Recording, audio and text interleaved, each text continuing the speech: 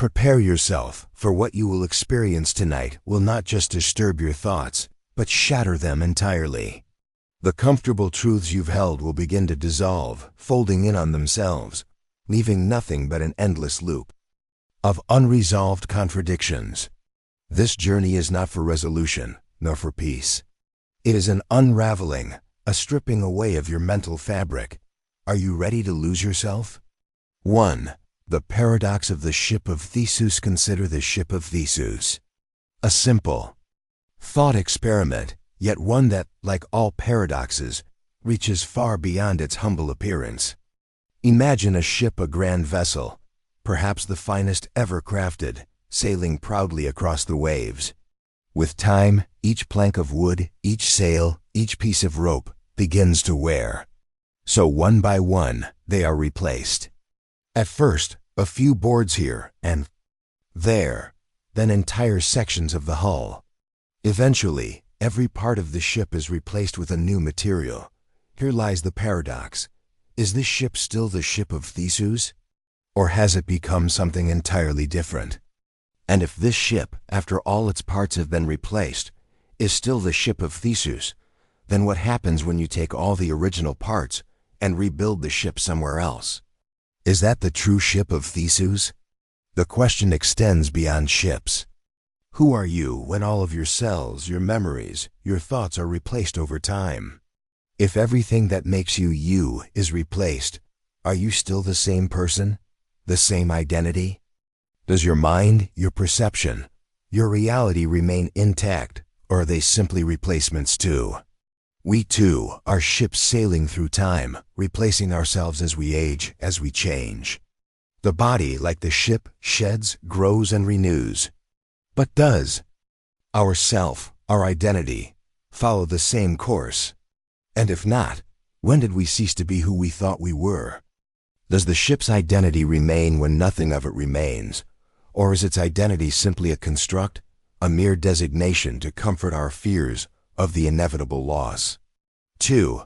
The paradox of the liar. There's a statement that has been troubling philosophers. For centuries, this statement is false. If the statement is true, then it must be false, as it claims. But if it is false, then it must be true. This simple phrase, often referred to as the liar paradox, spirals endlessly, folding back on itself without any resolution. It is a loop, an eternal cycle that teases your mind with its apparent simplicity and yet infinite complexity. The liar paradox exposes something deep about truth and falsity. What is truth if a statement can be both true and false simultaneously? Is truth even something we can grasp, or is it simply an arbitrary label we place on things to make sense of a reality that eludes us? This paradox, like many others, forces us to confront the limits of language and logic. We rely on them to navigate the world, to hold the fragments of our understanding together. But what happens when they break? Imagine your own mind. How often do you lie to yourself, telling yourself that you understand, that you know, that you are in control? The liar paradox echoes through your own self-deception. You may tell yourself that you understand who you are, what you believe, but can you? Truly? Can you fully comprehend yourself without becoming trapped in a recursive loop of contradictions? If your mind constructs its own reality, can that reality be trusted? If the statement, "this statement is false," cannot be resolved, how many of your own beliefs are also merely contradictions, waiting to collapse under their own weight? Are you too caught in an infinite feedback loop of lies, pretending to know when you truly cannot? 3. The paradox of time travel. Let us dive into the deepest chasm of human curiosity, time travel. Imagine for a moment that you could travel backward in time. You step into your machine, set the dials, and arrive in the past decades, centuries before your present moment. There, you meet your younger self.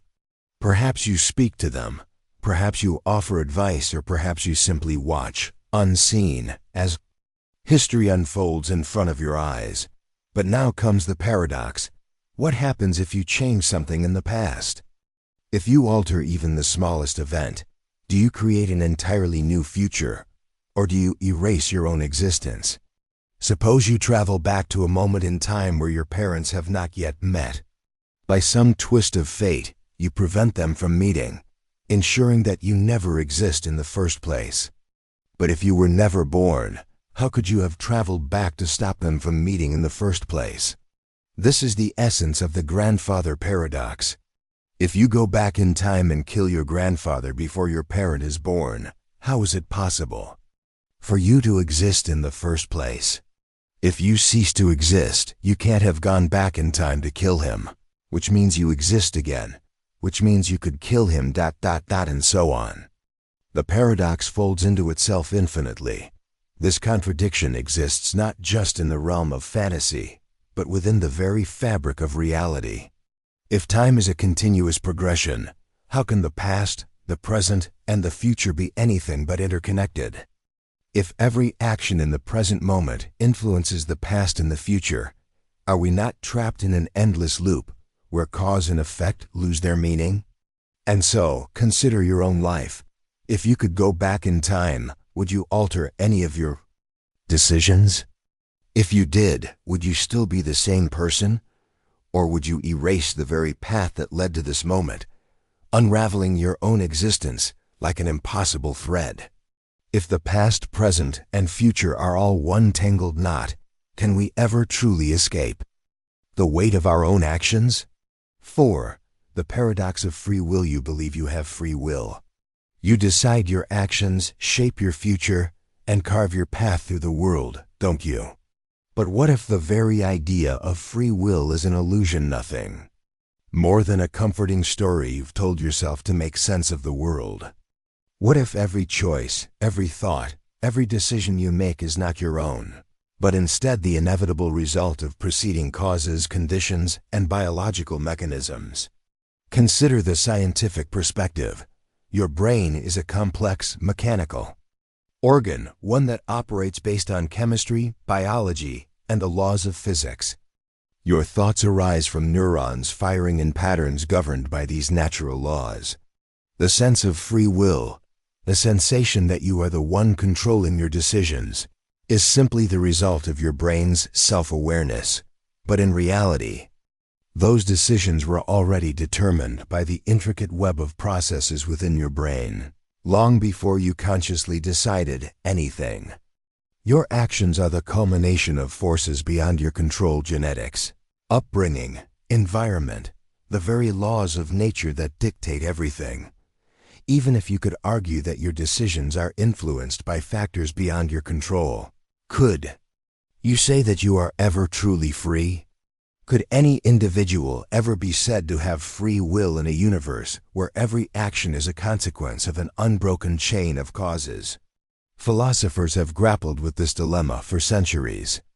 If our choices are determined by the past, by our biology, by society, can we still be held responsible for our actions? If your every decision was written in the stars from the moment of your birth, can you ever be said to have chosen freely? Now consider how this idea crumbles into the fabric of your own identity. If your choices are not yours, but the result of forces you do not control, then who are you? Are you anything more than a puppet with invisible strings pulling you along? Is there any true freedom in your life, or is it all just an intricate illusion crafted to keep you bound to the very system that denies your autonomy? 5. The paradox of identity. Who are you? This question, deceptively simple, has haunted philosophers for centuries, yet remains one of the most elusive to answer. You may answer it with your name, your job, your memories, your family.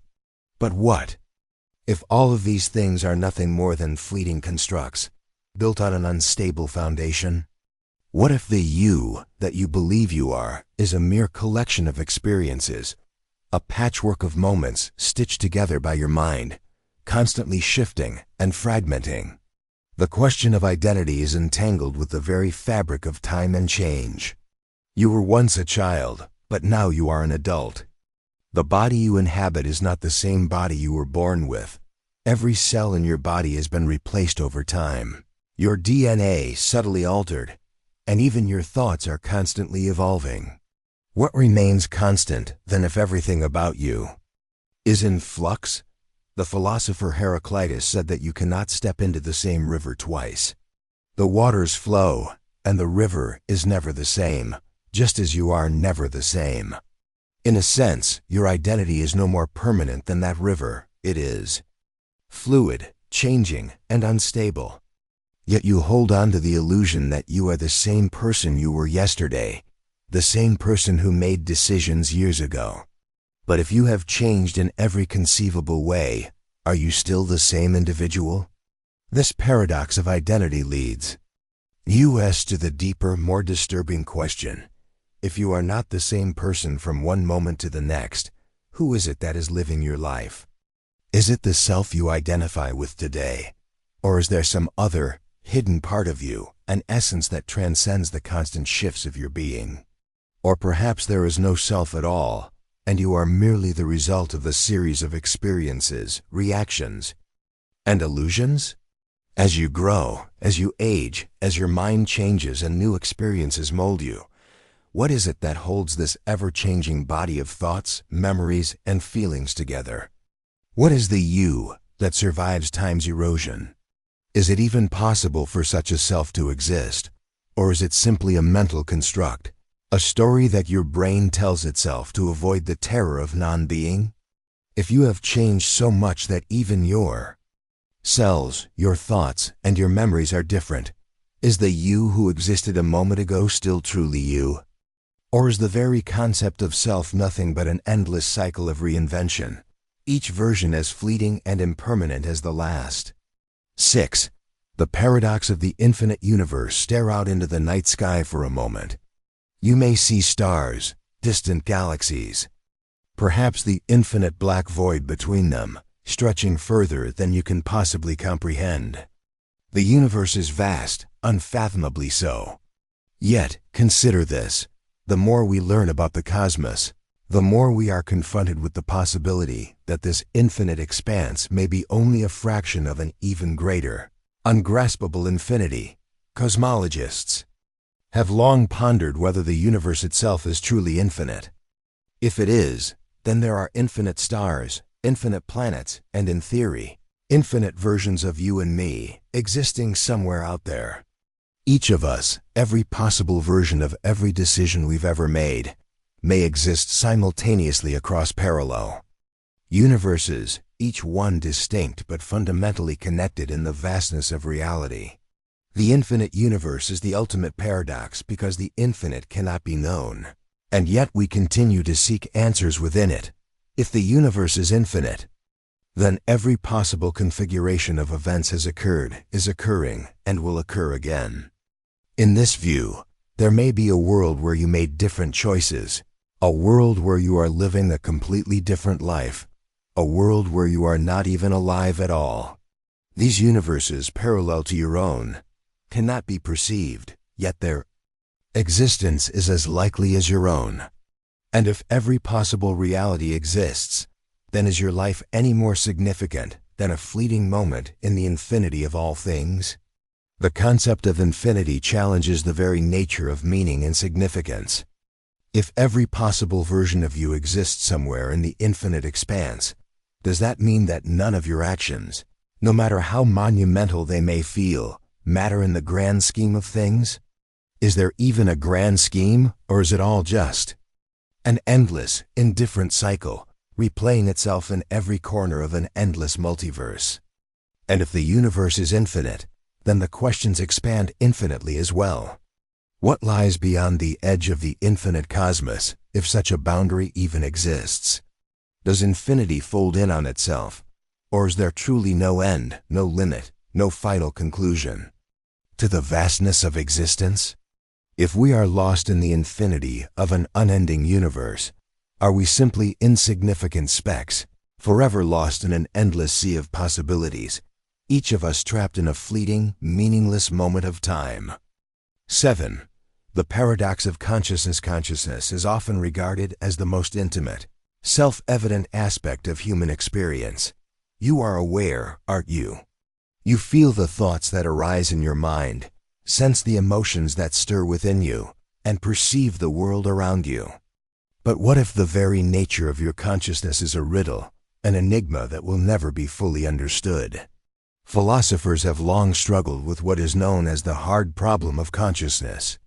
While we can measure brain activity and observe patterns of neural firing, there is a fundamental gap between the physical processes of the brain and the subjective experience of being aware. How do neurons firing in specific patterns give rise to the richness of experience, to the sensation of being at all? How do electrical signals in the brain translate into the colors, sounds, and textures we perceive as real? This is the mystery of consciousness and experience that we cannot objectively study or fully explain. No matter how advanced our tools become, the paradox is that we can study consciousness, but only from the outside. We can observe the brain, monitor its electrical activity, and even predict certain responses, but we cannot truly access the inner world of another person's mind. No matter how much we understand the machinery of the brain, we will never directly experience what it is like to be someone else. You cannot feel their thoughts, their desires, their fears. Your consciousness is uniquely yours, isolated in a realm where you can never fully connect with the consciousness of another. Yet, despite the profound isolation that comes with being locked inside your own mind, there is another paradox. You cannot know whether others share the same subjective experience as you. You cannot verify whether the color red that you see is the same as the red someone else sees. For all you know, you may be experiencing the world in a completely different way, but you would never be able to tell. The entire universe of experience may be unique to each individual, but we are trapped in the illusion that it is the same for everyone. This brings us to a deeper, more unsettling question. If consciousness cannot be fully explained, and if we cannot even be sure that anyone else's consciousness is similar to our own, then what does it mean to exist? Are we merely isolated islands of perception, each trapped within our own experiences, never truly able to touch the reality of another? And if we are so detached from one another's true consciousness, does that mean we are truly alone, forever bound within the narrow limits of our own mind, unable to reach out and touch the vastness of existence? 8. The paradox of the Anthropic principle. Imagine standing on the edge of a vast, dark precipice, gazing into the black abyss of the cosmos. There is a strange feeling that lingers, an uncomfortable certainty that, despite the enormity of the universe, the very fact that you are here, witnessing this moment, seems almost improbable.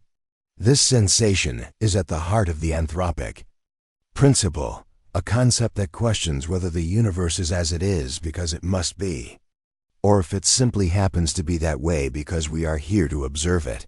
The Anthropic principle states that the universe's physical constants, things like the strength of gravity, the charge of the electron, the speed of light, are fine-tuned to allow for the existence of life. If these constants were slightly different, life as we know it would be impossible. The paradox lies in the fact that we are here to ask why the universe is just right for life. But how can we, as mere observers, presume to know anything about the true nature of the universe when we are inherently limited by our own existence within it? On one hand, this principle suggests that the universe is structured in a way that supports life, and it seems almost as if the cosmos were designed specifically for us. But on the other hand, this feeling of rightness may be an illusion, a byproduct of the very fact that we exist. Our universe is not special or unique in some cosmic sense. It is just the one that happens to support our consciousness. In this way, the universe itself becomes nothing more than a giant mirror reflecting our own existence back at us. And we are left wondering whether the universe would have any meaning at all if we weren't here to witness it. This leads us to an even more unsettling question. If the universe exists only because it can support life, if all of its laws are fine-tuned simply to allow for our brief, fleeting existence, What happens when we are no longer here? If the universe is shaped around our needs, does it lose its meaning once we are gone? If life is nothing more than a temporary feature of an indifferent universe, what does that say about the ultimate significance of our existence? What is the purpose of a universe that seems to be made for life, yet is indifferent to the lives that inhabit it, one that will continue long after we are gone, indifferent to the meaning we assign it? 9. The paradox of the many worlds. Step into the realm of possibility, where everything you've ever done and everything you haven't exists in parallel. Imagine, if you will, a vast multiverse, a network of infinite universes that stretch beyond the grasp of comprehension. Each universe exists alongside your own, similar yet distinct, containing versions of you who have made different choices, taken other paths, and experienced alternate outcomes. Every possible reality exists, branching off from every decision, every event, every moment. This is the many worlds hypothesis, a theory in quantum mechanics that suggests that for every quantum event, the universe splits into multiple realities, one for each possible outcome. If you flip a coin, in one universe it lands heads, in another tails. If you make a decision today, there is a universe in which you chose differently. In this view, every possibility unfolds, each one as real as the next. Now, imagine what it means for you. Every time you face a choice, every time you act, an infinite number of versions of you emerge, each following a different trajectory. The person you are today is just one of countless iterations of yourself, each living out their own life in a universe where their decisions are the defining force. But who are you really? Are you the person who made the decision you made? Or are you simply the result of an arbitrary set of choices in an infinitely branching reality? The paradox here is not just the existence of multiple versions of you, but the very nature of identity itself. If there are infinite versions of you, each making different choices, how can you say that this version of you is the real one? What makes the you who exists in this moment any more authentic than the you who exists in another universe, living a completely different life? Is your identity merely a fleeting moment in a sea of infinite selves? As you ponder these possibilities, consider the following unsettling thought. If every version of you is real, and every decision you make creates a new reality, then is your existence nothing more than an accident? A random collection of particles, experiencing a singular path in an otherwise endless sea of alternatives?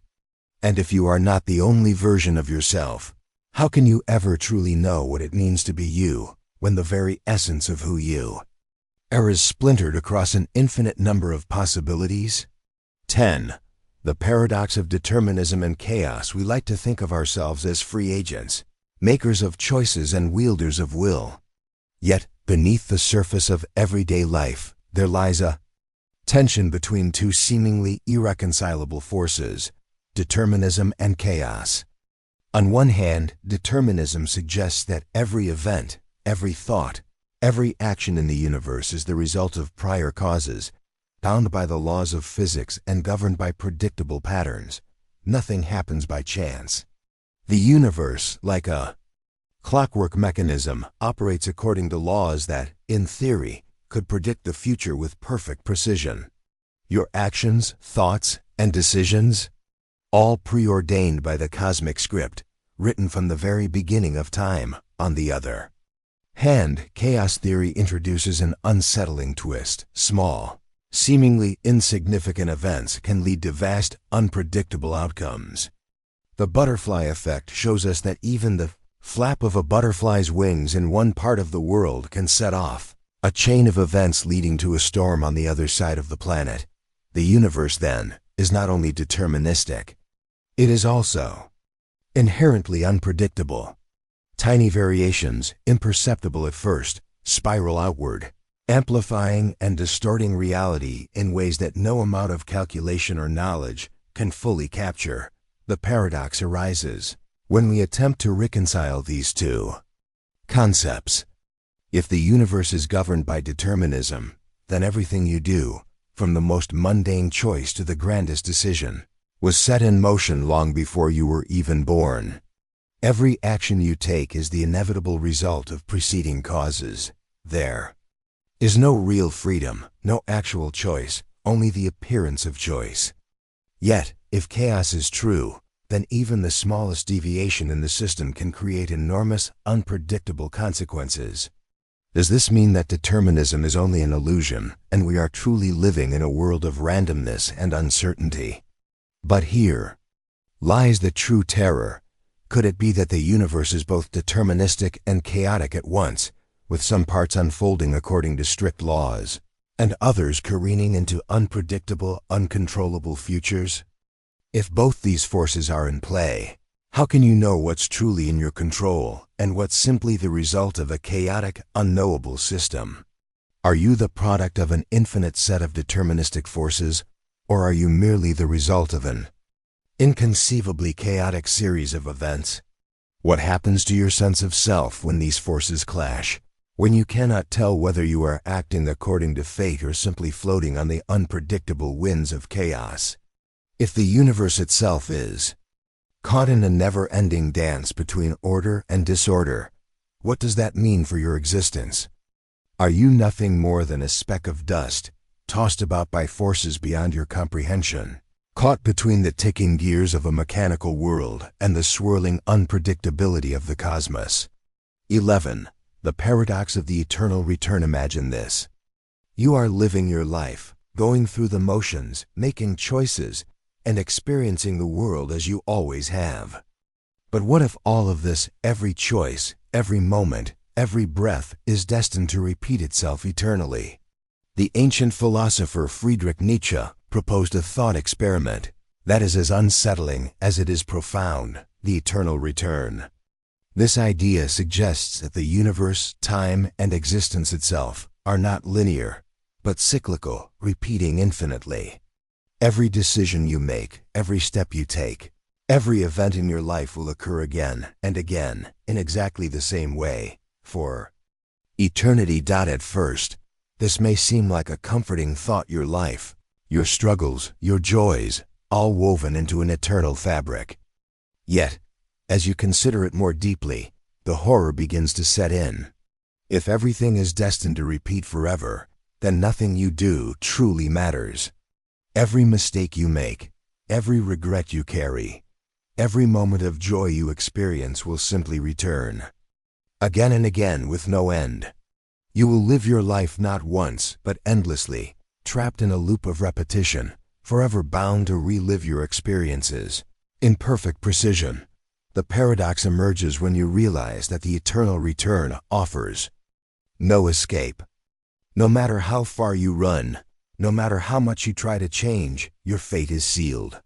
You are bound to repeat every action, every emotion, every event. And as you spiral through this cycle, you begin to question: if you are doomed to relive your life, does it lose its meaning? If every choice you make is simply a repetition of an infinite series, can you ever be said to truly live? Nietzsche asked whether we could embrace the eternal return, whether we could accept the relentless, unchangeable nature of existence. Could we, in a twisted sense, find peace in the idea that our lives, despite their endless repetition, are worth living? Or does the very notion of eternal repetition shatter the meaning of our lives, revealing that nothing we do matters, that every decision, every action, is already foreordained to repeat in a mind-numbing cycle? Would you embrace this eternal return, or would the very thought of it drive you to madness, knowing that you will never escape the confines of your own existence, condemned to live the same life over and over, without resolution, without change?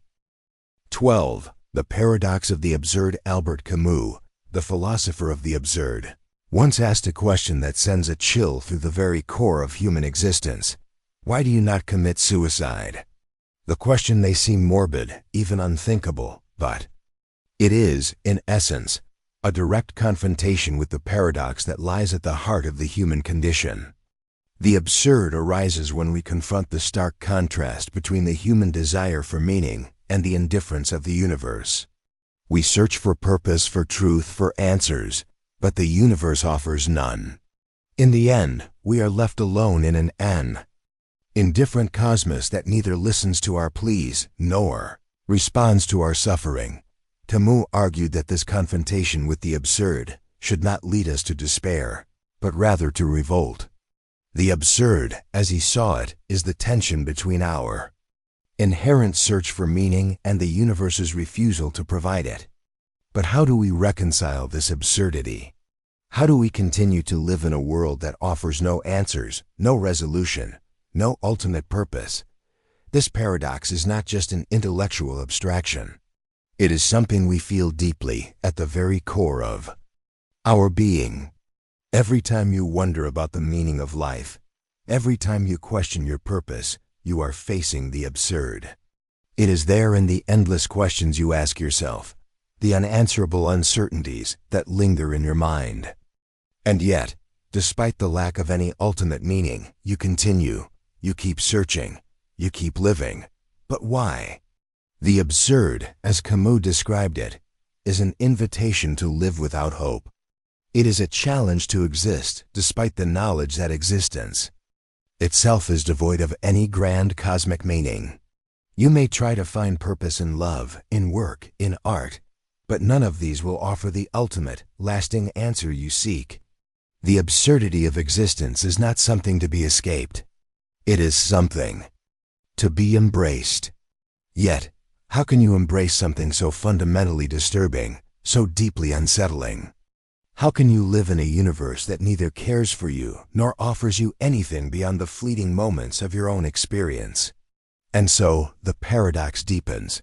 If life is absurd and there is no meaning to be found, does this make your suffering pointless? Does the very search for meaning become an act of futility? If you continue to live in the face of this absurdity, is it a sign of strength or simply a denial of the inevitable? Can you ever truly face the absurd with open eyes, or will you always be running from the cold, indifferent truth of existence? 13. The paradox of knowledge and ignorance. Knowledge, we are told, is power. But what if the more we know, the more we are trapped in a web of confusion, doubt, and existential despair? The pursuit of knowledge has long been hailed as a noble and virtuous endeavor, the key to understanding the universe and our place within it. And yet, as we delve deeper into the mysteries of the world, we uncover more questions than answers. Each discovery, each breakthrough, seems to peel back the veil of ignorance, only to reveal yet another layer of uncertainty. This is the paradox of knowledge. The more you learn, the less you seem to understand. The more you explore, the more you realize how much is left unknown. Every scientific theory, every philosophical argument, every historical fact is built upon the foundation of countless unanswered questions. The deeper we dig into the nature of reality, the more we confront the limits of our understanding. The more we know, the more we become aware of how little we truly comprehend. Consider the great scientific discoveries of the past few centuries: relativity, quantum mechanics, the nature of consciousness itself. Each breakthrough has expanded our understanding of the universe, yet each has also introduced new questions, new paradoxes, new contradictions. For every answer we uncover, a dozen more questions arise, each more complex and perplexing than the last. In this way, knowledge becomes a never-ending journey into the unknown, a journey that can never be completed, a quest without end. The philosopher Socrates once famously claimed, "I know that I am intelligent because I know that I know nothing." In this statement, he acknowledged the paradox at the heart of knowledge. The more we claim to know, the more we realize how vast the chasm of our ignorance truly is. To know is to be perpetually aware of what we do not know. And to be aware of this ignorance is to be trapped in an endless loop of existential discomfort. But this paradox of knowledge is not confined to the realm of philosophy or science. It extends into our personal lives as well. Every time you think you understand yourself, your relationships, or the world around you, you uncover new layers of complexity. You think you know who you are, but as you dig deeper into your own thoughts, desires, and motivations, you realize how little you truly understand about your own existence. The pursuit of self-knowledge, like the pursuit of knowledge itself, becomes an infinite cycle of discovery and disillusionment. Is true understanding even possible? Or are we condemned to wander in the endless labyrinth of our own ignorance? Does the pursuit of knowledge bring us closer to the truth, or does it merely expose the infinite expanse of what we can never know? 14. The paradox of the observer. You are constantly observing. Your eyes take in the world around you. Your mind processes information. And yet, at the same time, you are the subject being observed. The observer paradox emerges when we confront the idea that consciousness is not only the medium through which we perceive reality, but also a participant in the very creation of that reality. The act of observation itself seems to alter the nature of what is being observed, a concept famously illustrated in the double-slit experiment of quantum mechanics. In the double-slit experiment, light or particles are directed at a barrier with two slits. When no one is observing the particles as they pass through the slits, they behave as waves, creating an interference pattern on the other side. However, when the particles are observed, when an observer is present, their behavior changes entirely, and they act as particles rather than waves, leaving no interference pattern. The paradox here is striking. The mere act of observation seems to collapse the wave function, forcing potential realities into a single concrete outcome. This principle raises a profound question. Does the universe exist independently of you, or does it rely on your consciousness to bring it into being? Are the stars, the mountains, the oceans all waiting to be observed, or do they exist regardless of your awareness? If the mere act of observing can change the nature of reality, then how can you ever trust what you see, what you experience? Is your perception of the world simply an illusion, shaped by your consciousness, a fleeting moment in the vast expanse of a universe that exists beyond your ability to comprehend? But the observer paradox extends beyond the realms of physics and into the fabric of your own life. Consider how you perceive yourself. You are both the observer and the observed, constantly watching your own thoughts, actions, and emotions. But how can you ever know yourself truly when your very act of observing is shaped by your biases, your experiences, and your perceptions? If you are the one who shapes your identity, how can you separate the true you from the version of you that you create in your mind? This paradox digs deeper into the unsettling question of whether you can ever fully understand the world or even yourself if the very act of observation alters the nature of what is being understood. Is there a reality beyond your perception? Or is your entire existence nothing but a projection of your mind, shaped by the very act of observation? What happens when you realize that your consciousness, your perceptions, and your very existence might be influencing the world in ways you can never truly grasp? And if the world bends to your gaze, can you ever trust anything you see? 15. The paradox of memory and the self. Your memories define you. They are the foundation of your identity, the tapestry upon which your life is painted. Every moment of your past, every decision you've made, and every experience you've had is locked away in the vault of your memory, shaping who you are today. Yet, as reliable as memory may seem, it is fundamentally flawed. Memory is not a perfect record. It is a malleable, reconstructive process, prone to distortion and manipulation by the very brain that created it. Consider the idea that every time you recall a memory, you are not merely accessing a static image or event. Instead, you are recreating it anew, influenced by your current emotional state, your desires, and your biases. Studies have shown that memories are not infallible. They can be shaped by suggestion, faded by time, or altered by the influence of external forces. What you remember today may not be an accurate representation of the past, but rather a reconstruction, A mixture of fragments influenced by everything that has happened since the original event. That the paradox of memory lies in its inherent unreliability. If your memories are not trustworthy, then how can you be sure of who you are? How can you claim to know yourself when the very foundation of your identity is built upon shifting, imperfect recollections? The past that you think you know may not be the past at all. It may be nothing more than a shadow of what actually occurred. A mere projection of your mind attempting to make sense of the chaos of time. Now, imagine that your memories are erased or altered. Who would you be without them? Would you be a different person entirely? Or would your sense of self remain intact? If your memories were completely wiped away, would the essence of who you are remain? Or would you be a blank slate, adrift, in a sea of uncertainty? The question becomes even more chilling when we consider the fact that the self is defined, in part, by memory. Without memory, would there be a self at all, or would you simply be an ongoing series of disconnected moments? With no continuity, no sense of self? And if your memories can be manipulated, erased, or falsified, then how much of your life is truly your own? How much of your identity is actually a construct, shaped by forces beyond your control?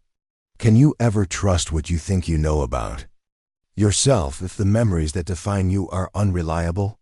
Is your identity just a fragile illusion, built upon the shifting sands of memory, forever unstable and untrustworthy? If your memories were stolen from you, would you still be the same person, or would you cease to exist altogether? 16. The paradox of free will and predestination. You wake up every morning believing you make choices, that your actions are your own. You decide what to eat, where to go, how to act. You believe that your life is a series of decisions you have made, a narrative shaped by your free will. But now let's ask an unsettling question. What if none of it is truly up to you? The paradox of free will and predestination forces you to confront the possibility that every action you take is not a result of free choice, but the inevitable result of prior causes, biological, societal, historical. Perhaps you are simply the sum of all the events that have led to this moment, a mere puppet of circumstances, destiny, and fate. From the moment of your birth, everything that has happened to you, every experience you've had, every decision you've made was simply part of a grand cosmic script. Your thoughts, your desires, your very will, are they yours? Or are they preordained, the inevitable outcome of forces beyond your control? Consider the deterministic view of the universe, where everything, from the movement of the stars to the firing of neurons in your brain, follows an unbroken chain of cause and effect. In this view, your actions are not your own. They are simply the result of preceding causes, the outcome of everything that has come before. From your genetics to your upbringing, to the society in which you live, every factor has shaped who you are, and every decision you make is just the latest in a long line of predetermined events. The idea of free will in this case is nothing more than an illusion, a comforting story we tell ourselves to feel in control. On the other side of the paradox, there's the idea of predestination, the belief that everything in life is predetermined, that your fate is sealed, and that you have no true freedom to shape your path. This idea is as old as human thought itself, found in religious doctrines, philosophical traditions, and the works of many great thinkers. If everything is already written, then what happens to your agency, your autonomy, your sense of control? If your actions are determined from the start, are you simply a passenger in your own life, drifting toward a future that has already been decided? But then, the paradox deepens. What if the illusion of free will is precisely the mechanism by which we experience and navigate our predetermined existence? What if the feeling of making a choice, of shaping our destiny, is simply an artifact of a universe that operates by rules beyond our understanding? And so, if everything is fated to unfold as it does, how do you live? Do you simply accept your fate with resignation, knowing that every step you take was destined from the start? Or do you continue to act as if your choices matter, pretending that you are the one who holds the reins, even when the path ahead is already laid out before you? If your actions are not truly your own, what does that mean for your sense of responsibility? Can you be held accountable for decisions that were never truly yours to make? 17. The paradox of perception and reality. Every moment, you are interpreting the world around you. Your senses take in the stimuli: light, sound, touch, and your mind processes it, constructing your perception of reality. You believe you know what is real, that the world you experience is an accurate reflection of the truth. But what if what you perceive is not reality at all, but merely a construct, shaped by the limitations of your senses and the biases of your mind? Consider the famous philosophical thought experiment, the brain in a vat. Imagine that your brain is removed from your body and placed in a vat of nutrient-rich fluid. Your brain is connected to a computer that simulates all the sensory inputs your body would normally experience: sight, sound, touch, even pain. You would continue to think and feel as though you were living in the real world, but in truth, everything you experience is merely a simulation, a false reality constructed by the machine. Now, take a step back. If your mind can be tricked into believing a completely artificial reality, how can you trust your own perception of the world? What if everything you experience is nothing more than a mental construct, shaped by your brain's wiring and the limits of your senses? You rely on your senses to navigate the world, yet they are deeply flawed. Vision, for example, is a highly limited sense. What you see is not an objective reality, but an interpretation filtered through the lens of your eyes, your brain, and your past experiences. What you see is not necessarily what is there. It is only what your mind believes to be there. The paradox of perception and reality reveals that you may never truly know what is real. Your mind is not a passive receiver of external stimuli. It is an active creator of your experience, constantly interpreting, filtering, and constructing the world you believe exists. The colors you see, the sounds you hear, even the emotions you feel, all of these are interpretations created by your mind, not direct reflections of the world as it truly is. But if your perception is unreliable, how can you trust anything you know about the world? How can you be certain that anything you experience is real? And if your own mind cannot be trusted to represent reality, how can you ever be sure of your own thoughts, your own beliefs, your own self? In the face of this paradox, you are left with a haunting question. If your perception of reality is nothing more than a construction, then what is the difference between reality and illusion? And if there is no true reality, only the endless shifting patterns of your mind, then does anything, any thought, any belief, any experience ever truly matter? 18. The paradox of silence and thought. Silence is often seen as the absence of sound, the space between thoughts and actions. It is a respite, a moment of peace where the noise of the world fades away and we can find clarity. But is it truly possible to experience silence, or is it only an illusion? The moment you attempt to enter silence, your thoughts intrude. Your mind fills the void with chatter, with reflections, with anxieties and desires. Even in the absence of external sound, the internal noise never ceases. This paradox, known as the paradox of thought, raises a profound question. Can we ever truly experience silence, or does the act of thinking prevent it? The very nature of consciousness seems to be inextricably linked to thought. You cannot escape your own mind. Your thoughts follow you wherever you go, filling every moment with their relentless stream. The attempt to empty the mind, to achieve true silence, becomes a paradox because the very effort to achieve it creates more thoughts. Even in meditation, when one seeks to quiet the mind, the thoughts persist, growing louder in their effort to be noticed. Think of the moments when you try to be still, when you try to experience silence. The more you try to be silent, the more intrusive the thoughts become. The harder you push them away, the more they fight to stay, pulling you further into their web. Silence, it seems, is not an absence of thought, but a temporary reprieve from the constant hum of mental activity, a fleeting illusion. And then, there is the deeper, more unsettling realization. If the mind cannot exist without thought, then what does it mean to truly be present? Are you ever really in the present moment, or are you always ensnared by the endless procession of thoughts, regrets, desires, and anticipations that shape your perception of reality? If the mind constantly fills the silence with thought, can there ever be an experience of true nowness, of pure existence untainted by the noise of the self? But here is the more terrifying question. If you cannot escape your thoughts, if silence is always interrupted by your mind's incessant chatter, then are you truly free? Or is your consciousness forever trapped in the cycle of thought, forever bound to the endless noise within your own mind? If you cannot even experience silence in your own mind, are you ever truly in control of your thoughts? Or are you, like a puppet, being pulled by the strings of your own inner noise? 19.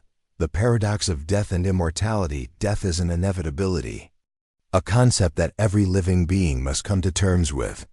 It is the final frontier, the end of all things, and yet it is also an ungraspable mystery.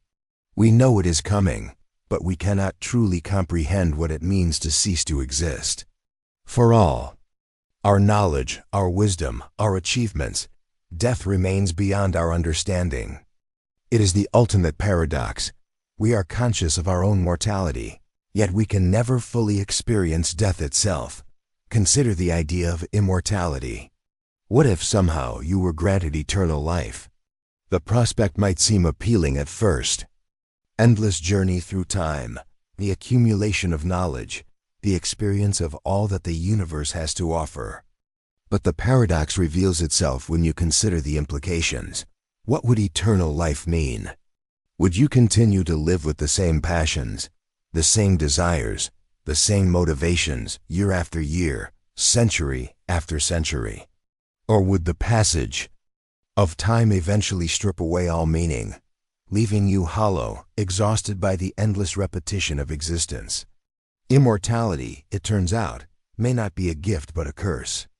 If you are destined to live forever, there is no end to the suffering, no final release from the trials of existence. The eternal march through time would stretch on infinitely, but the very essence of what makes life meaningful would begin to fade. Every joy would lose its significance, every victory its thrill, every relationship its depth.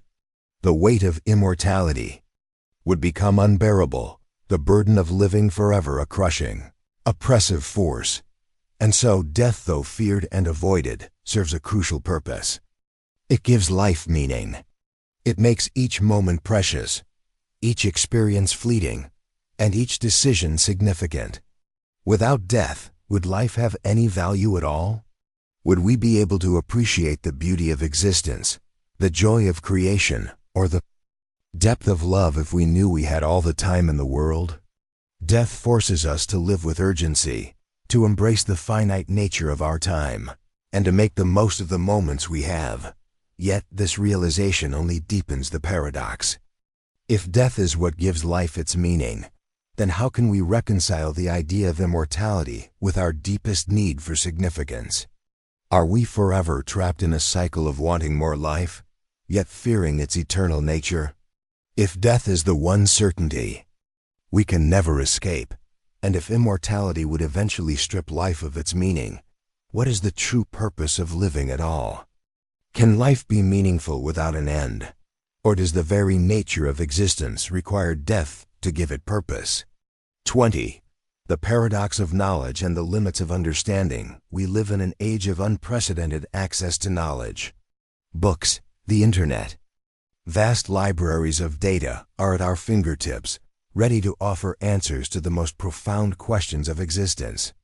Yet, despite this seemingly boundless store of information, we remain perpetually confronted with the reality that there are limits to our understanding. limits that no amount of data can overcome. The paradox lies in the relationship between knowledge and its boundaries. We have learned to decode the mysteries of the cosmos, from the farthest reaches of space to the subatomic particles that make up matter. We have uncovered the laws that govern the universe, and yet we are constantly faced with the humbling truth that there are questions we cannot answer. The more we know, the more we realize how much there is to learn and how little we truly understand. Take, for example, the nature of consciousness. For centuries, we have tried to unravel the mystery of what it means to be aware, to experience the world. We have mapped the brain, studied its neural pathways, and examined the ways in which electrical impulses create thought. And yet, despite all of this knowledge, we remain no closer to understanding the fundamental nature of consciousness itself. How can we, with all our advances, still be so ignorant of the very thing that defines our existence? Even in the realm of physics, we find ourselves stymied by the limits of our knowledge. We understand the fundamental forces that shape the universe: gravity, electromagnetism, the strong and weak nuclear forces, but we are still without a unified theory that explains them all. Dark matter and dark energy, which make up the vast majority of the universe, remain largely a mystery. The deeper we peer into the fabric of reality, the more we encounter the unknown. This paradox, the closer we get to knowledge, the further away we seem to be from true understanding, forces us to confront a terrifying thought. Is there a point beyond which we cannot comprehend? Are there aspects of reality, aspects of existence, that are forever beyond the grasp of human understanding? If we are destined to never fully understand the world, then what is the point of seeking knowledge at all? If our pursuit of truth only leads us to more questions, more uncertainty, does it have any meaning? Can we ever truly know anything? Or are we simply doomed to wander in the dark, searching for answers we will never find? And in the face of this, does the pursuit of knowledge become a futile endeavor, a never-ending chase for something we can never hold? Or is it the very quest for understanding that gives meaning to our existence, even if we are never meant to reach the answers we seek? 21. The paradox of technology and human connection in our modern world. Technology has become an inextricable part of our daily lives. We are more connected than ever, able to communicate with anyone, anywhere, at any time. We have instant access to vast amounts of information, endless entertainment, and the ability to influence the world in ways that were once unimaginable. Yet, as technology has advanced, we have simultaneously become more disconnected from each other, more isolated. In our own experiences, the paradox of technology lies in the way it simultaneously connects and alienates us. We can send messages across the globe in an instant, yet we often find ourselves unable to truly connect with those around us. We are surrounded by screens, social media, emails, texts, each one a window into someone else's life, yet each one also a barrier that keeps us from real, face-to-face interaction. We present curated versions of ourselves online, filtered and polished, while the true complexity of our identities remains hidden beneath the surface. As we become more reliant on technology, we may find that our relationships become more shallow, less meaningful. The ease with which we can connect virtually has led to an erosion of the depth and intimacy that once defined human connection. We can share a message with someone in seconds, but how often do we truly listen to one another, sit down and engage in the kind of deep conversation that once fostered real understanding? The paradox deepens when we realize that, in many ways, technology has made us more alone. We can speak to 1,000 people across the globe, but the true essence of human interaction, empathy, connection, presence seems to be slipping through our fingers. We have traded the warmth of a shared experience for the cold convenience of digital communication. In a world where we are always connected, We often feel more isolated than ever before, and yet, the more we use technology, the more we rely on it to meet our needs, to ease our loneliness, to create meaning in our lives. But this reliance only deepens the paradox. Technology, designed to bring us closer, has instead pushed us further apart. We may have more ways to communicate than ever before, but we often lack the skills to truly connect with one another in a meaningful way. If technology can connect us to the world, but simultaneously strip away the depth of human interaction, what is the cost of this progress? Are we exchanging genuine connection for convenience, intimacy for efficiency? And as we become more immersed in the digital world, will we lose the very essence of what it means to be human? 22. The paradox of freedom and control. Freedom is a concept we hold dear, one that defines our lives and shapes our societies. We are told that freedom is the ability to choose to live our lives as we wish, to follow our desires, to create our own path. It is the very essence of autonomy, of self-determination. And yet, the more we reflect on freedom, the more we realize that it may be nothing more than an illusion, a fleeting dream that vanishes the moment we try to grasp it. At first glance, it seems simple. We are free to choose.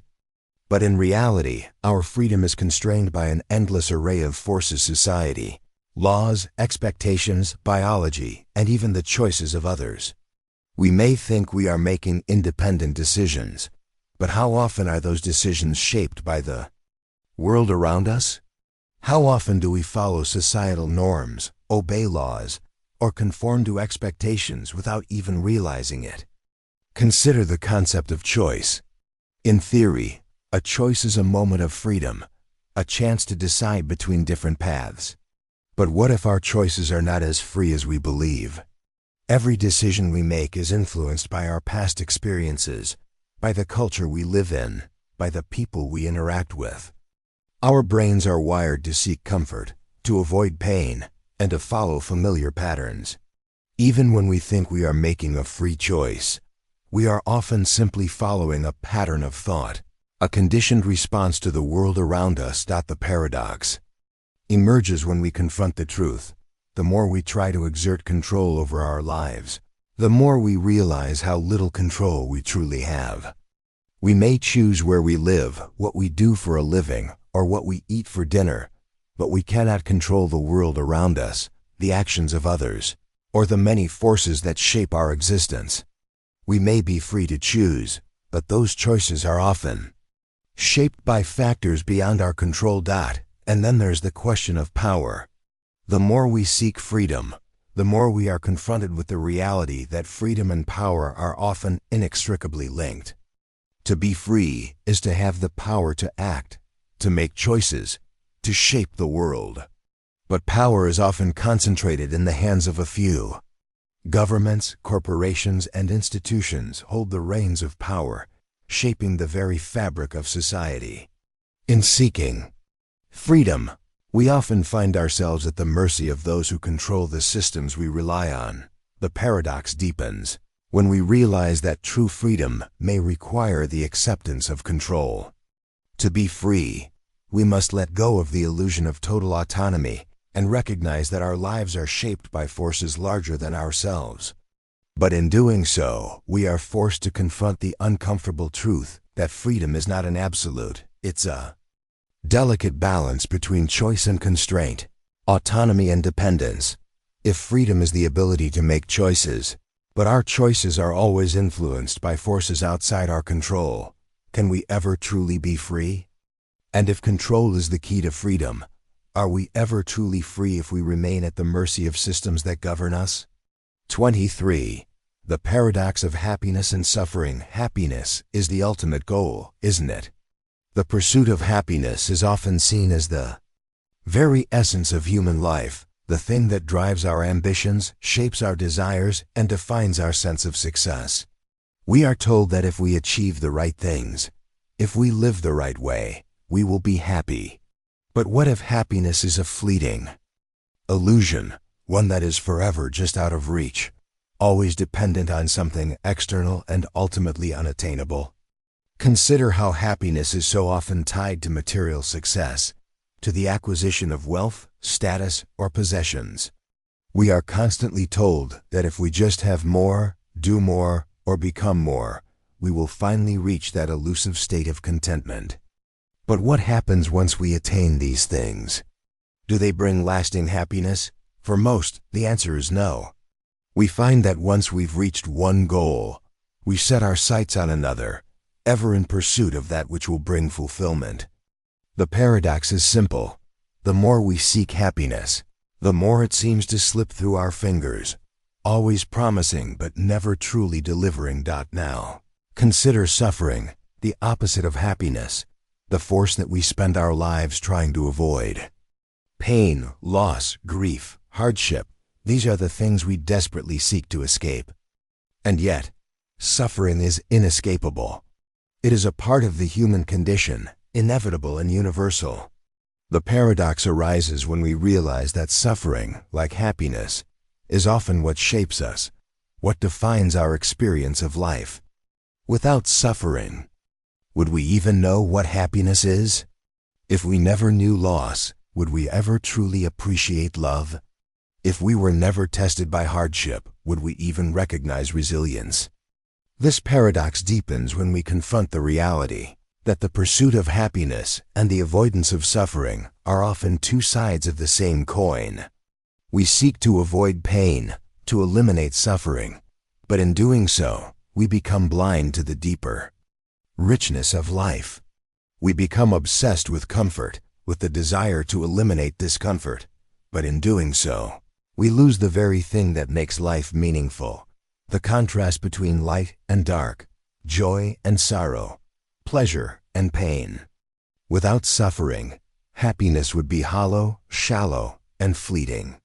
It is the presence of suffering that gives happiness its depth, its value. But here is the true paradox. The more we seek happiness, the more we avoid suffering, the more we trap ourselves in a cycle of desire and discontent.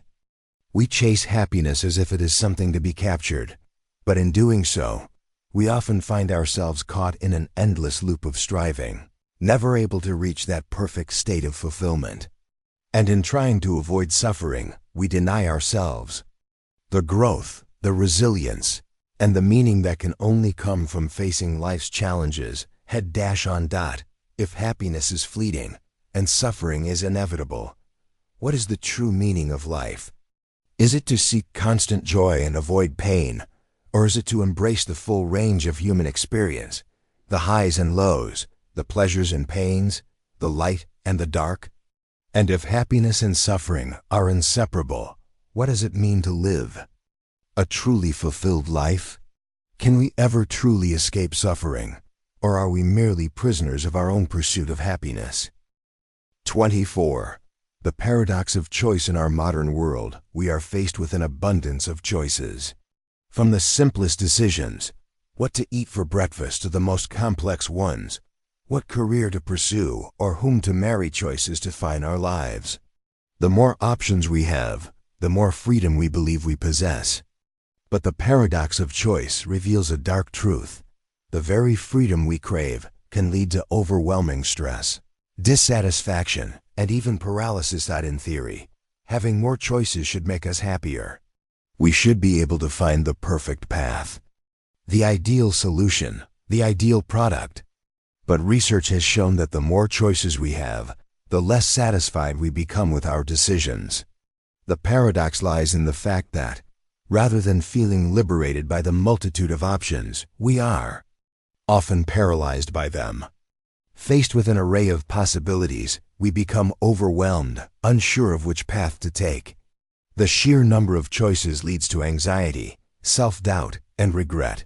Consider the phenomenon of choice overload. In an experiment, consumers were presented with a selection of 24 varieties of jam in one scenario and just 6 varieties in another. The results were staggering. While more people stopped by the larger selection, far fewer ended up making a purchase. When there are too many options, we struggle to make a decision.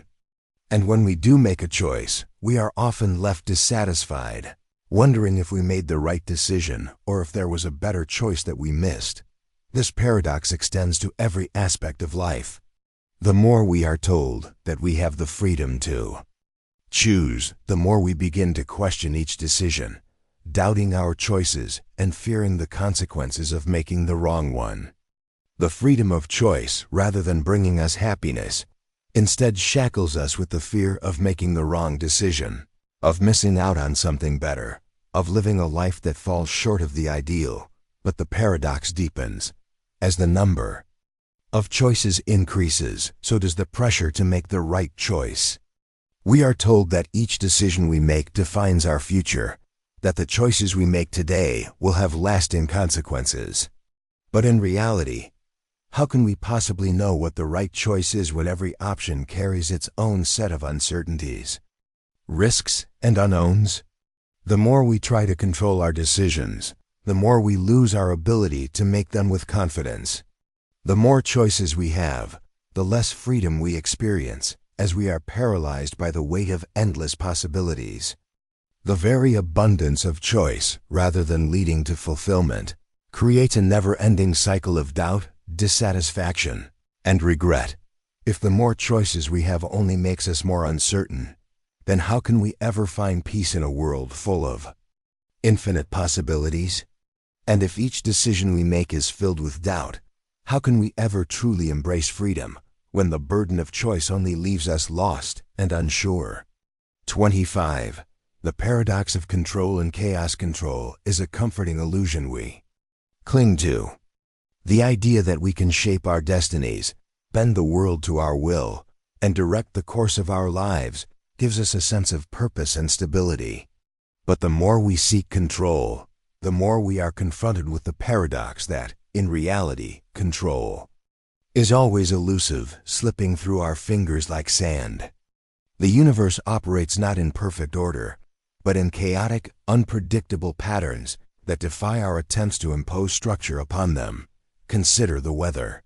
We have advanced technology to predict it, to understand its patterns, yet we cannot control it.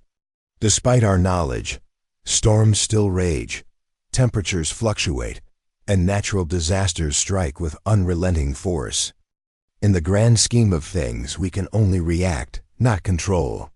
The more we try to anticipate and prepare for every eventuality, the more we find ourselves overwhelmed by the sheer unpredictability of nature's forces. This paradox extends beyond the natural world into our everyday lives. We may think we have control over our actions, our thoughts, and our futures, but how often are we confronted with the randomness of life? A chance encounter, a sudden change in circumstances, an unforeseen event. These things can completely alter the course of our lives, no matter how carefully we plan or how much control we believe we have. The more we seek to control our environments, the more we realize that we are at the mercy of forces beyond our understanding, that we try to control our relationships, our work, our emotions, but life is not a machine we can manipulate with precision. It is a chaotic, unpredictable journey that cannot be neatly ordered or predicted. The more we try to grasp control, the more we discover that it is never truly ours to have. We may think we are steering our lives, but the currents of existence often push us in directions we did not choose, in ways we could never foresee. The paradox deepens when we consider that chaos itself is a form of order. The very unpredictability we fear may actually be the force that allows us to grow, to adapt, to experience the full spectrum of life. The randomness, the unexpected twists, the uncontrollable forces may be the driving force behind evolution, behind creativity, behind the very existence of life itself. Without chaos, without change, we would be trapped in stagnation, unable to move forward or grow. And so we are caught in an endless struggle between control and chaos. We desire certainty, stability, and security, but we are confronted with the undeniable truth that life is inherently unpredictable, constantly shifting in ways we cannot control. The more we attempt to impose order, the more we are reminded that the universe, and our lives within it, are governed by chaos. If control is an illusion, and chaos is inevitable, how can we ever truly navigate our lives? Can we ever find peace? When the very nature of existence is so unpredictable, so uncontrollable? And if chaos is the engine of growth in life, does that mean that to control everything is to stagnate? To close ourselves off from the very forces that drive our evolution? 26. The paradox of reality and illusion. What is real? You go through your day, making decisions, interacting with others, believing that the world around you is solid, fixed, and unchanging. But how can you truly know what is real when everything you experience is mediated by your senses, by your perceptions, and by your mind? The paradox of reality and illusion forces you to confront the possibility that the very world you live in may be nothing more than a construct of your consciousness. From the moment you wake up, you are experiencing a reality created by your mind. Light enters your eyes, sound reaches your ears, and you interpret these stimuli to create your understanding of the world. But what if the way your brain processes these stimuli is not an accurate reflection of reality? What if your perceptions are distorted by your beliefs, your emotions, or even by the limitations of your sensory organs? Take, for example, optical illusions. These are tricks that the brain plays on you, creating the illusion of motion, shape, or color that doesn't actually exist in the external world. The brain interprets visual stimuli in ways that may not correspond to objective reality. The very fact that our brains can be deceived by illusions suggests that our perceptions of the world are not as reliable as we might think.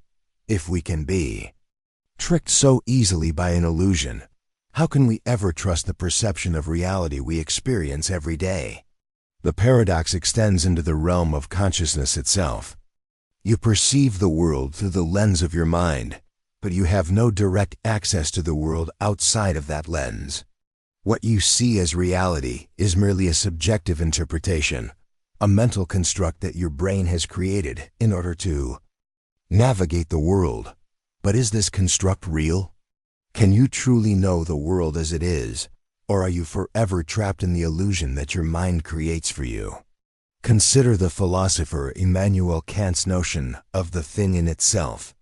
Idea that there is a reality beyond our perception, but that we can never truly know it. We are limited by our senses and our minds, and we are forever separated from the true nature of things. Everything we experience is mediated by our consciousness, and we can never truly access the real world, the world as it exists independent of our perception. The paradox deepens when we ask, if reality is always filtered through our minds, and our minds are inherently limited, how can we ever truly know what is real? What if everything we experience, from the people we meet to the emotions we feel, is nothing more than an illusion created by our brains? What if the world we think we know is just a dream, a fleeting moment in the vast expanse of time, with no substance or permanence? If all of reality is an illusion, then what does that say about the meaning of our lives? Are we simply lost in a web of false perceptions, forever chasing after something that isn't there? Or is the illusion itself what gives meaning to our existence, providing a structure, a purpose, in a world that might otherwise be incomprehensible? And if reality is nothing but a construct of our minds, what happens when we begin to question everything we know, everything we see, and everything we experience? 27. The paradox of self-discovery and self-deception. Spend our lives searching for ourselves, trying to understand who we are, what we want, and where we fit into the grand scheme of existence. Self-discovery is often portrayed as the ultimate journey, a process of peeling back the layers of our identity to uncover the core of who we truly are. But what if the very act of searching for our true selves leads us further from the truth? What if self-discovery is nothing more than an endless loop, a journey that leads only to self-deception? At the heart of self-discovery lies a fundamental paradox. the more we seek to understand ourselves, the more we realize how little we truly know. Our thoughts, desires, and motivations are shaped by countless factors: our upbringing, our culture, our experiences. But how much of our true self is lost beneath these layers? We may think we are uncovering the core of who we are, but in reality, we may be deluding ourselves with a version of ourselves that fits neatly into the narratives we create. The more we strive to define our identity, the more we become locked in a cycle of self-deception, constantly constructing and reconstructing our sense of self in response to external pressures. Take, for example, the concept of the authentic self. We are told that there is a true version of ourselves, a pure essence that we must strive to discover and express. But is this authentic self really any more true than the roles we play in our daily lives? Our personalities, our behaviors, even our core beliefs are all shaped by social expectations and environmental influences. What happens when we discover that the true self we have been searching for is nothing more than a social construct, a product of the very systems we are trying to escape? The paradox deepens when we realize that the more we try to define our true selves, the more we become trapped in the very act of definition. Identity becomes a cage, a box that limits our understanding of who we truly are. The self is not something that can be captured, controlled, or fully understood. It is fluid, changing, and shaped by forces beyond our conscious awareness. Every attempt to define ourselves only adds another layer of distortion, another layer of self-deception. And yet, the pursuit of self-understanding is inescapable. We cannot help but seek meaning, to search for answers about who we are and what we are meant to do in this world. But the more we seek, the more elusive the truth becomes. If our sense of self is always in flux, always subject to change and influence, can we ever truly know who we are? And if the very act of seeking answers leads us further into self-deception, is self-knowledge a path to enlightenment, or simply an endless chase for something that does not exist? If the self is an illusion, shaped by external forces and internal contradictions, then what does that say about our quest for meaning? Can we ever truly discover who we are, or are we doomed to live in a world where every answer only leads to more questions? 28. The paradox of time and eternity. Time, as we experience it, is relentless. It moves forward, ticking away second by second, shaping our lives with its constant progression. We mark its passage with the rise and fall of days, the changing seasons, the aging of our bodies. Yet, for all its seeming certainty, time is one of the most mysterious and paradoxical concepts in existence. Consider the concept of eternity. We imagine eternity as an infinite stretch of time, a never-ending existence that transcends the limits of our finite lives. But what does it really mean to experience eternity? If time were truly infinite, would it not lose all meaning? The passage of time is what gives life its rhythm, its meaning, its urgency. Without time, would there be any distinction between moments, any sense of progress, any sense of change? If every moment stretched forever, would anything ever matter? Einstein's theory of relativity suggests that time is not as absolute as it seems. Time is relative, depending on the observer's position and speed. Time can slow down or speed up depending on how fast you are moving. And near a black hole, time can practically stop altogether. This relativity of time suggests that our experience of it is not as straightforward as we believe. But what happens when we imagine time as something truly infinite, an unbroken continuum that stretches beyond the beginning of the universe, with no end in sight? The paradox of time and eternity lies in the fact that time, in its vastness, both defines and destroys. Time forces us to live, to make choices, to experience both the heights of joy and the depths of sorrow. Yet time also erases. Our memories fade, our bodies age, and eventually, we all succumb to the inescapable reality of death. Eternity, on the other hand, would be without erasure. In eternity, there would be no end, no expiration date, no sense of progress or loss. But could eternity be anything more than an unending stagnation? Could we endure the endless passage of time without the possibility of change? This paradox extends into the deepest recesses of human existence. Time is what gives our lives meaning, but it also makes them fragile, fleeting, and ultimately doomed. We are born with a limited amount of time, and the knowledge that our time is finite shapes every decision we make. But what if time were infinite? What if we never had to face the inevitable end of our lives, but instead lived forever, never, knowing the value of our limited existence? Would eternity be the ultimate gift, or would it, too, become an unbearable curse?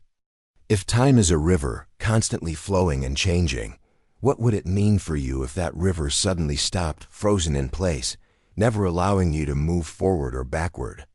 Could you truly experience eternity, or would it be nothing more than a stagnant pool where nothing ever changes, nothing ever grows, and nothing ever ends? 29. The paradox of creation and destruction. Creation is often seen as a beautiful, transformative force, the act of bringing something into existence, of giving life to ideas, art, relationships, and even entire worlds. But what if creation and destruction are not opposites, as we tend to think, but two sides of the same coin? What if, in order for something to be created, something else must be destroyed? The paradox of creation and destruction lies in the uncomfortable reality that every act of creation is inherently tied to destruction. Consider the process of building. Every structure, every invention, every work of art is the result of a process that involves dismantling, altering, and transforming existing materials. A building cannot be constructed without first clearing the land, tearing down what was once there, making space for what will come. In this sense, creation is not an act of bringing something entirely new into the world, but an act of reshaping what already exists. Creation and destruction are intimately linked, with one always preceding or following the other. This paradox extends beyond physical creation to the realm of ideas. Every new philosophy, every new scientific discovery, every new artistic movement arises out of the destruction of older ways of thinking. The very process of intellectual and artistic progress involves tearing down the old to make room for the new. But in doing so, we risk losing something valuable, whether it's the wisdom of the past, the integrity of traditional values, or the beauty of earlier forms of expression. And yet, destruction is not necessarily negative. It is often the catalyst for change and innovation. The destruction of outdated systems, beliefs, or technologies can lead to the creation of something better, something more suited to the times. The cycle of creation and destruction is, in this sense, the engine of progress. But it is also a reminder that progress comes at a cost, that every new beginning is tied to an ending, and that nothing, no idea, no person, no institution lasts forever. This paradox takes on a more personal meaning when we consider our own lives. We are constantly creating new habits, new goals, new relationships. But in doing so, we are also destroying old habits, old beliefs, old parts of ourselves. In our pursuit of growth, we must sacrifice something, whether it's a comfortable part of our identity, an outdated belief, or a relationship that no longer serves us. Creation requires destruction, and destruction, in turn, leads to new creation. But what happens when we destroy too much? Can we create without erasing, or are we doomed to a cycle of endless destruction and rebirth? The most unsettling aspect of this paradox is the realization that we cannot escape it. Every time we create something, whether it's an idea, a relationship, or even our own identity, we are also destroying something else. And as we tear down the old to make way for the new, we are left to wonder, what have we lost in the process? Are we truly building something better, Or are we simply rearranging the pieces, never able to fully escape the cycle of creation and destruction? If creation and destruction are two halves of the same process, can we ever truly create without destroying? Or is every act of creation a necessary destruction, an inevitable erasure of what came before? 30. The paradox of identity and change. You are constantly changing. Your thoughts, your body, your emotions, they all evolve over time, often in ways you can't predict or control. And yet, despite this constant transformation, you cling to the idea that you are the same person you were yesterday, last year, or even a decade ago. This is the paradox of identity and change. The more you change, the more you insist that you remain the same. But how can you be the same when everything about you is in flux? Your body, for instance, is constantly shedding and renewing itself. Every cell in your body is replaced over time. The very structure of your DNA may shift subtly with each passing year. Your thoughts, too, are not fixed. Your beliefs evolve. Your opinions change, and your memories fade, alter, and are sometimes replaced by new ones. The person you were at one point in your life is, in many ways, no longer the person you are now. And yet, you continue to identify with that earlier version of yourself, as if you are the same entity you once were. This paradox is most evident when we consider the concept of selfhood. We think of ourselves as having a continuous identity, a self that persists over time, even as our external and internal states change. But if everything about us is constantly shifting, from the cells in our bodies to our thoughts and experiences, can we truly say that we are the same person from one moment to the next? And if we are not the same person, then what is the self that we identify with? Is it just a story we tell ourselves to give meaning to our lives, a narrative we construct to create the illusion of continuity?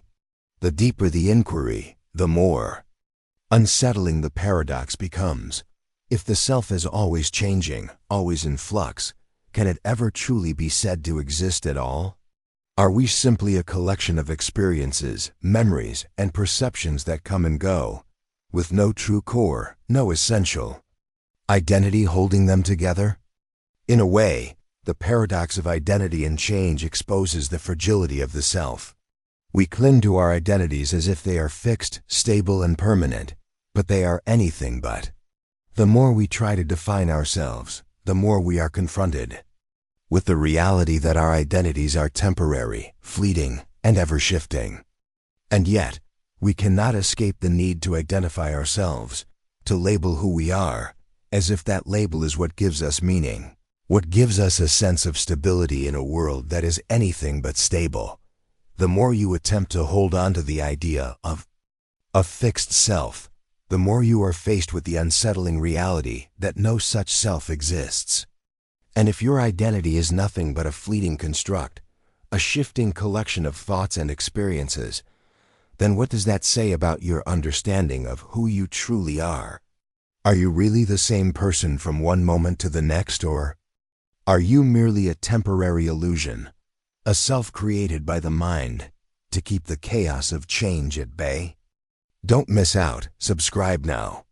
If you've found these insights intriguing and want to keep exploring the mysteries of existence, subscribe to stay updated on new content, exclusive discussions, and more thought-provoking topics. Join the journey to unravel the paradoxes of life, thought, and reality.